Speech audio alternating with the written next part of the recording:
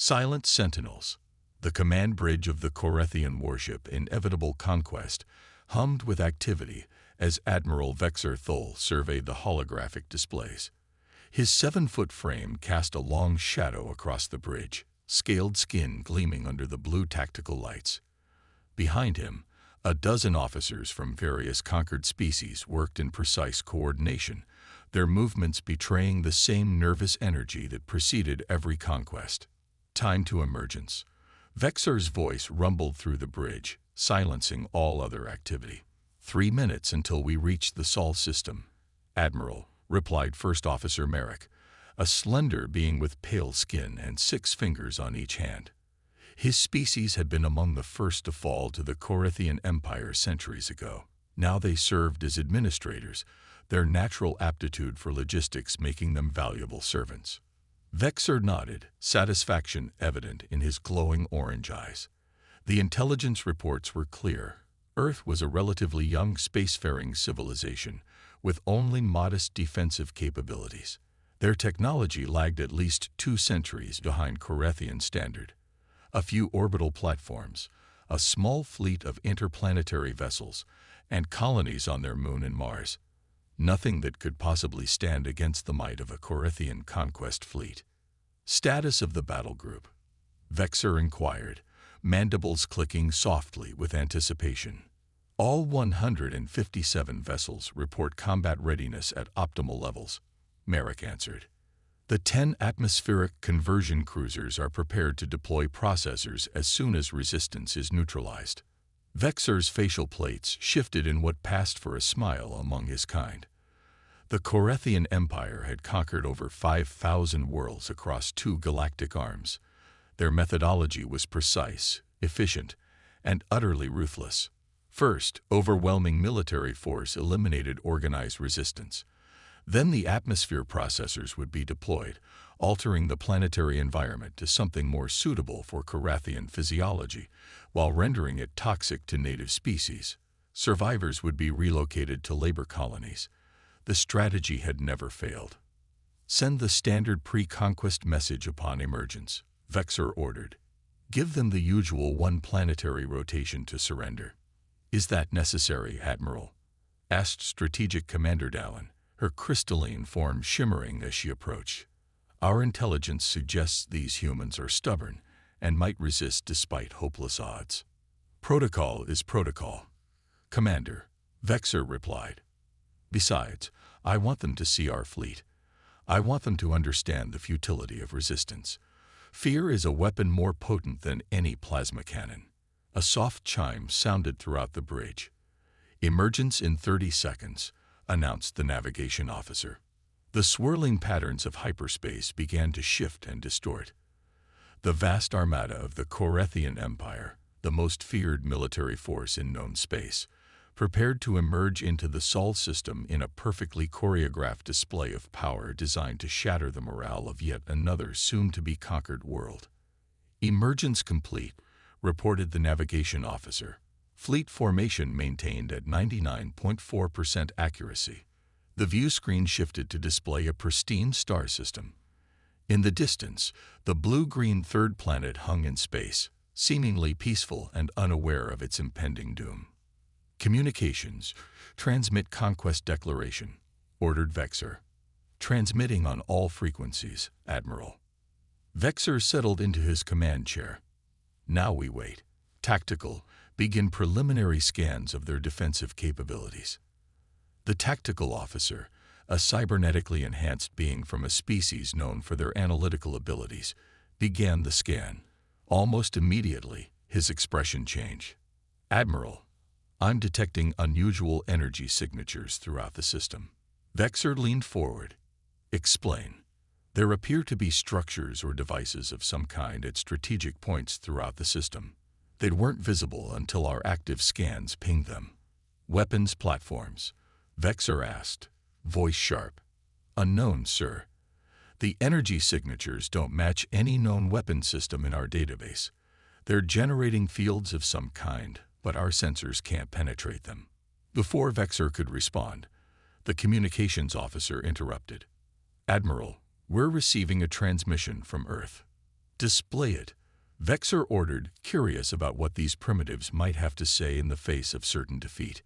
The view screen shifted to show a human in a simple dark uniform. The being appeared calm, almost serene despite the circumstances. Korethian Fleet, this is Commander Ilara Chen of Earth Defense Command. You have entered a restricted system with what our sensors indicate is a military force. Under the Sol System Protection Act, I am obligated to inform you that you have 30 seconds to power down weapon systems and reverse course, or you will face immediate defensive action. The bridge erupted in laughter. The audacity of these primitives was almost admirable. Ignore their pathetic threats, Vexor said, mandibles clicking in amusement. Continue deployment as planned. Weapons, prepare to target their primary orbital defenses as a demonstration. Admiral, the tactical officer called out, voice suddenly urgent. The energy signatures are changing. There. A blinding flash of light engulfed the view screen, causing the bridge crew to shield their eyes. When the glare subsided, Vexor stared in disbelief. Where moments before the tactical display had shown their entire fleet in perfect formation, now there was nothing. Report, he barked, rising from his chair. What happened to the Vanguard? The tactical officer worked frantically at his station. They're gone, Admiral. All 43 ships in the forward section have vanished from our sensors. Impossible, Vexor snarled. Check for sensor malfunctions. Before the officer could respond, another flash illuminated the bridge. This time, Vexor felt a strange sensation, as if reality itself was bending around him. The deck seemed to ripple beneath his feet. Admiral, First Officer Merrick's voice was barely a whisper. The second wave. They've disappeared too. Vexor turned to the view screen in time to see the final flash. This one encompassed his own vessel, the mighty inevitable Conquest. For a moment that stretched into eternity, every atom in his body seemed to vibrate at an impossible frequency. Then darkness claimed him. When Vexor regained consciousness, he found himself lying on the bridge floor. Emergency lighting cast eerie shadows across the faces of his equally disoriented crew. Status report, he croaked, pulling himself to his feet. Sir, the navigation officer's voice cracked with disbelief. We're no longer in the Sol system. Where are we? What happened to our fleet? We appear to be near the Centauri outpost in the Cygnus Arm. And sir, according to our chronometers, 3 standard days have passed. That's impossible. We were just.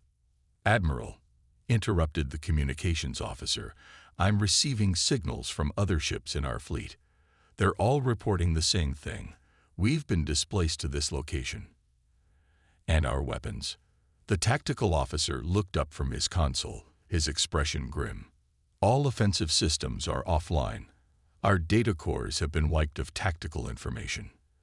As the reality of their situation sank in, a final message appeared on the main view screen. Earth is protected. Do not Orituarn. Back on Earth, Commander Ilara Chen stood in the control center of the quantum defense grid, watching as technicians verified that the displacement had worked perfectly. Every ship in the Korethian invasion fleet had been safely relocated to a distant sector, their weapons disabled but their life support intact. The standard protocol, asked her second in command. Chen nodded. The standard protocol. Hold them in the buffer dimension for 72 hours, then relocate them near one of their outposts with enough fuel to reach home. Make sure their data cores are wiped of any tactical information about Earth's defenses. And the message. Chen smiled slightly. The usual. Earth is protected. Do not return. Maybe someday they'll listen. As she left the control center, Shen gazed out at the sprawling arcology of New Singapore, where 15 million humans went about their daily lives, completely unaware of how close they had come to becoming the latest conquest of the Korethian Empire. Children played in vertical gardens while gravity-defying transit pods zipped between buildings.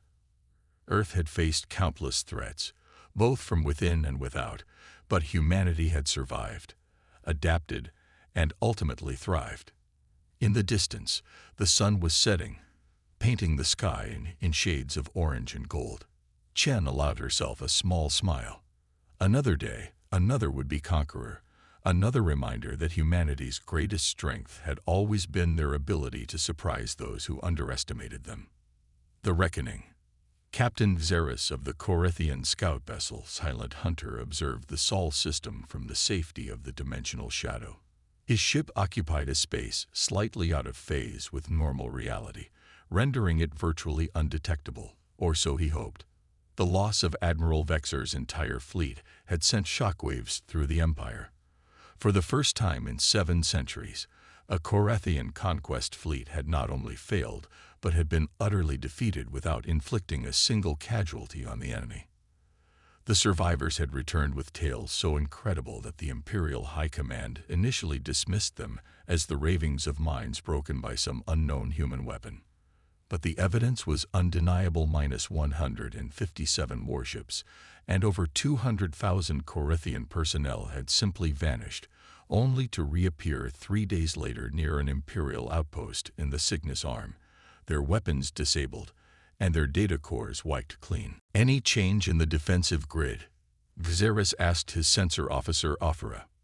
"None, Captain," she replied, her feathered crest flattening against her head in concentration. "The quantum displacement field remains active throughout the system. If we were to drop our dimensional phase, we would be detected and likely displaced within seconds." Xeris clicked his mandibles in frustration. He had been observing Earth for nearly a standard month, gathering what little information he could from this partially obscured vantage point. The humans had created something unprecedented, a defensive system that made conventional military action not merely difficult, but impossible. "What do we know about this technology?" he asked, more to himself than to his crew. "Very little," replied Science Officer Demary, his translucent skin revealing the complex network of veins pulsing beneath. "It appears to be a form of quantum displacement technology. It doesn't destroy targets, it simply moves them elsewhere." How could these primitives have developed such technology? Xeris wondered aloud. Our intelligence indicated they were at least 2 centuries behind us. That assessment may have been flawed, Demary suggested carefully.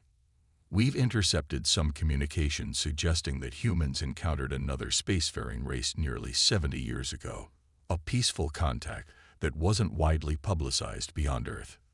"The Ardani," Offera added, "a reclusive species known for their interest in theoretical physics. They're not part of the Empire." Xeris considered this new information. Could the Ardani have shared this technology with the humans? Possible, Demary acknowledged, but unlikely.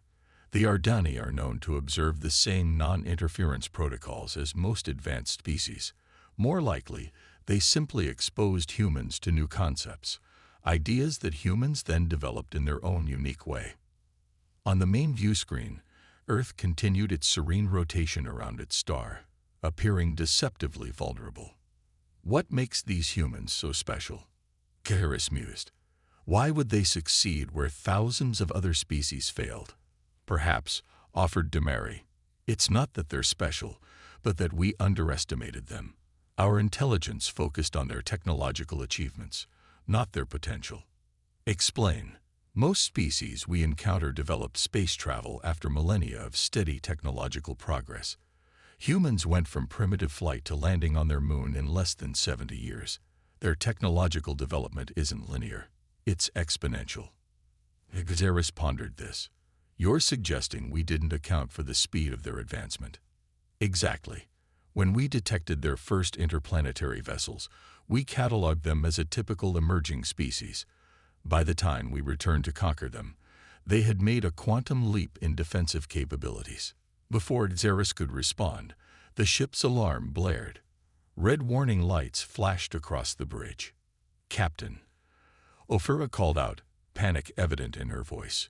"We're being scanned." "But that's impossible. We're still in dimensional shadow." "Source," Xeris demanded. "Everywhere. It's as if the entire system is a single scanning grid." The main view screen flickered, and suddenly a human face appeared, different from the one that had addressed Admiral Vexer, but with the same calm certainty. Korethian scout vessel, this is Director Marcus Zhang of Earth Defense Command. Your dimensional shadow technology is impressive, but insufficient. We've been aware of your presence for the past 27 days. Xeris felt his blood run cold. How is this possible? He whispered. The human's expression remained neutral. Captain Xeris, we understand your mission is reconnaissance rather than aggression. Therefore, we've allowed your observation to continue. However, we believe you've gathered sufficient data to report back to your empire. You know my name? Xeris asked, mandibles clicking rapidly in distress.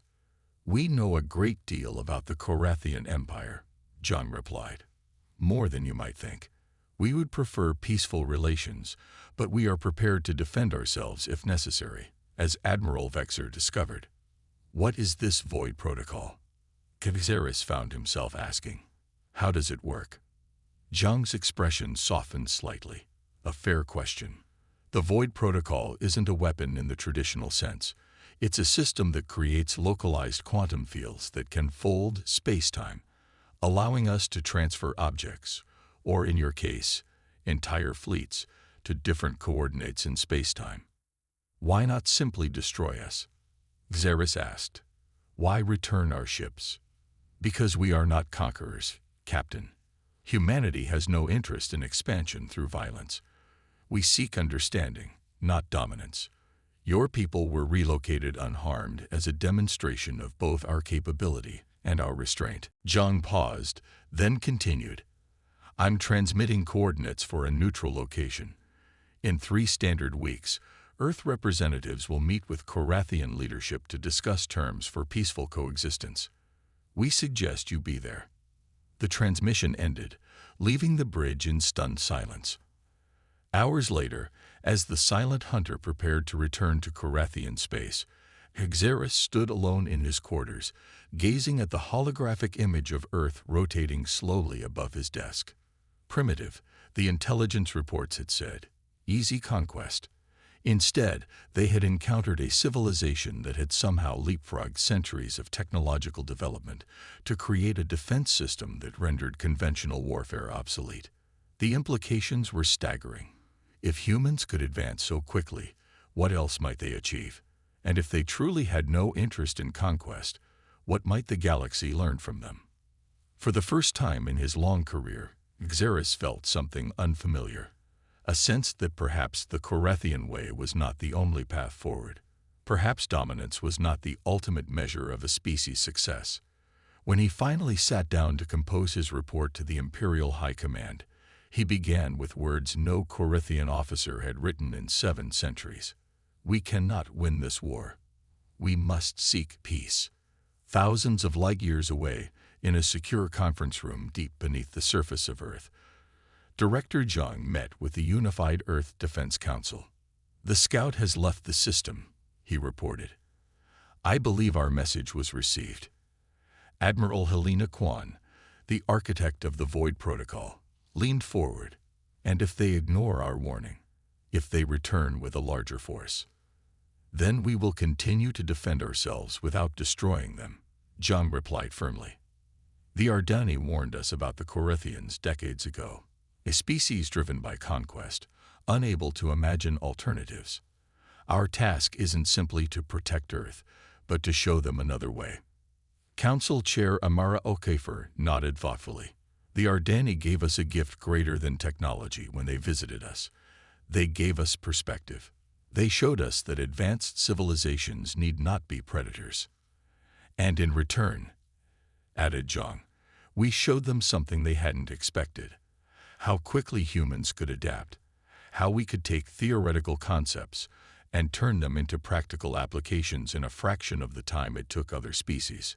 The quantum displacement theory had been considered impossible by the Ardani, Kwan noted, yet our scientists made it work in less than a decade. That's humanity's true strength, Zhang said. Not our weapons or our defenses, but our adaptability, our creativity under pressure. For centuries, we prepared for alien invasion by imagining terrible wars. When the opportunity for a different approach presented itself, we seized it. Outside the council chamber, in cities around the world, humans went about their lives, blissfully unaware of how close they had come to annihilation, or how their innate human qualities had saved them.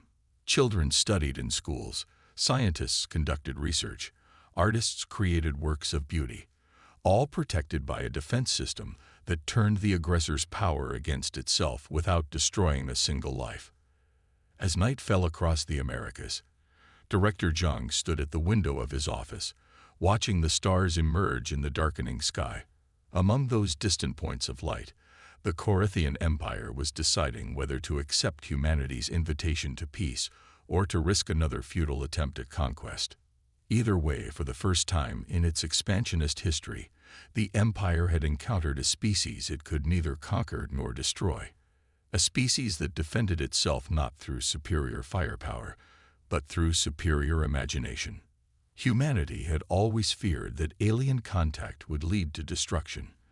Instead, it had led to the most powerful defensive system in known space, and perhaps, eventually, to a new understanding between different forms of intelligent life.